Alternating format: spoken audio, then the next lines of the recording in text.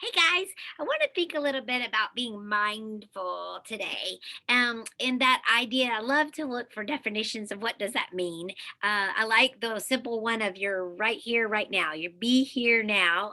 In fact, we even draw a little bee to kind of remember about how to be mindful. What does that mean? Paying attention without judging is another definition I like, and I every time I learn how somebody else likes to explain it, it helps me a lot. And so I've come up with 5 ways that help me kind of get my brain wrapped around what does it mean to be mindful. And so I want to share that with you. One of the first things that I think about is that you need to do one thing at a time. When you got the monkey mind and you are being distracted and just got so many things going on, how can you get to where you just need to do the one thing, the one thought, the one, what's the next step, the one thing? All right. So single tasking versus multi. All right. The second thing that I want to think about is okay. All right. Okay. Are you okay with your breath? Because your breath, if it's racing, if it's shallow, deepen it, slow it down. Right. Breath up the nose and then let it expand your diaphragm, open the side ribs, and then lift the collarbones. Make it a nice deep breath and then let it go, right? Breath in and breath out. Are you okay with your breathing? Single tasking, okay with the breathing. And now open your hand wide to remember your 5 senses. Okay, there's 5 ways that you kind of take in information all the time. All right. And so thank you, Miss Goodman, for helping me come up with lots of new toolkits and lots of ideas to put in the toolkits.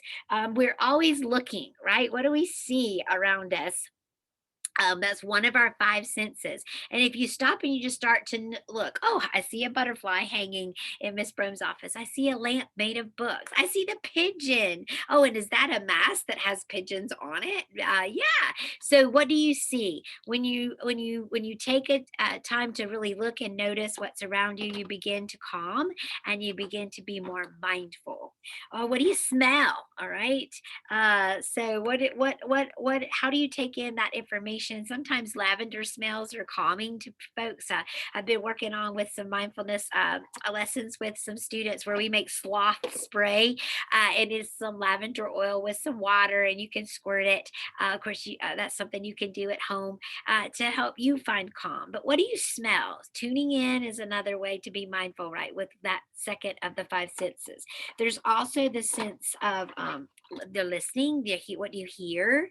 All right, pay attention to the sounds. Just be still and quiet, and you'll hear things that you did not hear whenever you were in a more loud kind of mode.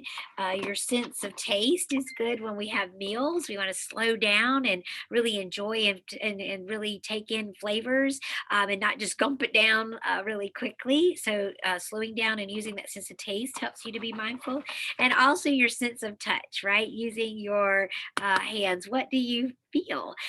Where is your body connected to the ground right now? Where is your body connected to the seat in which you're sitting? And when you start to focus on how your 5 senses are taking in information, that can help calm and help somebody find some peace and some quiet and help somebody get out of that monkey mind frame of that frame of reference, right? Frame of reference. Easy for Miss Brown to say.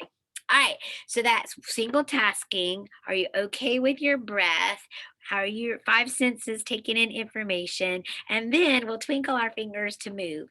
Miss Broom loves to walk. I love to walk to help me to stay in a calm and healthy frame of mind. So walking may be one way you might do. You might like to run. You might like to jump on your trampoline. You might like to do some yoga. All right. You might like to skip or play soccer or do lacrosse or softball, baseball, basketball, dribbling a ball, riding a bicycle, swimming. Lots of ways to get the movement in. But the movement helps your brain work well. It helps you to calm, get your wigglies out so that you can think and focus and make better decisions and think more clearly and more confidently. All right.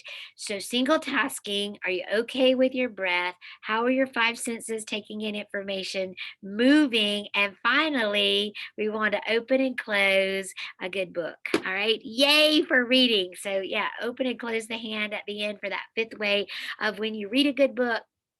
It's another way to be mindful, to slow down. A lot of times I'll pull out a story and share with a class, and the whole class just tunes in, right? There might have been some wigglies, there might have been some distractions, but once that book gets going, people want to know how the story goes, all right?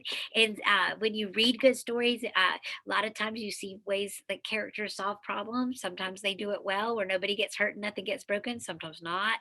And you learn what not to do. So, reading, it can fill your brain with lots of good information. It can entertain you. It can take you on trips. And it's wonderful for finding your mindful moments.